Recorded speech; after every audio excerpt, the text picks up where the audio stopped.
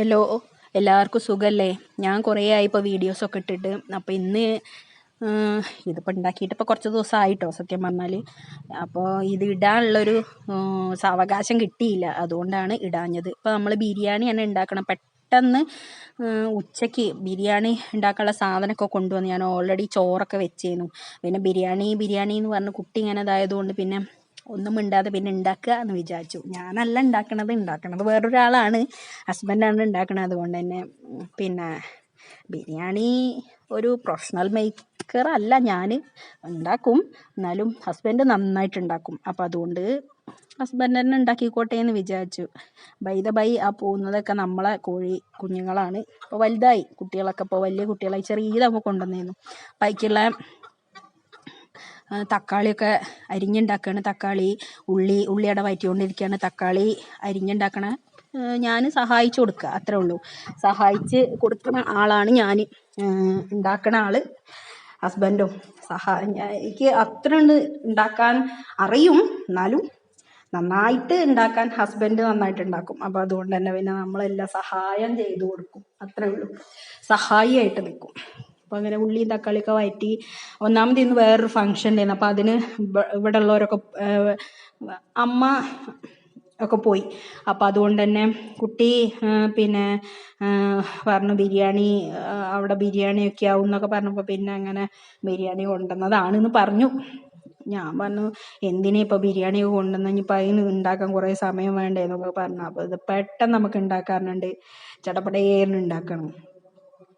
ഇത് നമ്മൾ ഇതിങ്ങനെ ലെയറായിട്ട് ഇട്ട് ഉണ്ടാക്കണ ബിരിയാണിയാണ്. അതായത് കറിയെന്ന് വെച്ചാൽ അത്ര കറിയല്ല, ഗ്രേവി പോലെ ആയിട്ട് അതിൻ്റെ മുകളിൽ നമ്മൾ ലെയറായിട്ട് വെച്ചിട്ട് ചോറും പീസും കൂടെ മിക്സ് ചെയ്തിട്ട് അങ്ങനെ തന്നെ മിക്സ് ചെയ്തിട്ട് കഴിക്കണ പോലെയാണ് ഹസ്ബൻഡ് ഉണ്ടാക്കണത്. ഹസ്ബൻഡ് നന്നായിട്ട് ഉണ്ടാക്കും. അതുകൊണ്ട് തന്നെ പിന്നെ നമ്മൾ അതിനകത്തേക്ക് കൈ കടത്തണ്ടല്ലോ. എനിക്കിപ്പോൾ സത്യം പറഞ്ഞിട്ടുണ്ടെങ്കിൽ എനിക്ക് ഈ പാചകത്തിലേറെ ഇഷ്ടമൊക്കെ ഈ കോഴി കുഞ്ഞുങ്ങളെ പരിചരിക്കുക, അതുപോലെ അവിടെ ഇവിടെ എന്തെങ്കിലുമൊക്കെ കുഴിച്ചിടുക, അതിന് വല്ല ജന്തുക്കൾ വന്നാൽ ഇല കടിച്ചിട്ടുണ്ടോ എന്ന് നോക്കുക, അതേമാതിരി എന്തെങ്കിലുമൊക്കെ കുഴിച്ചിട്ടിട്ടുണ്ടെങ്കിൽ അത് വളരുണ്ടോ എന്ന് നോക്കുക.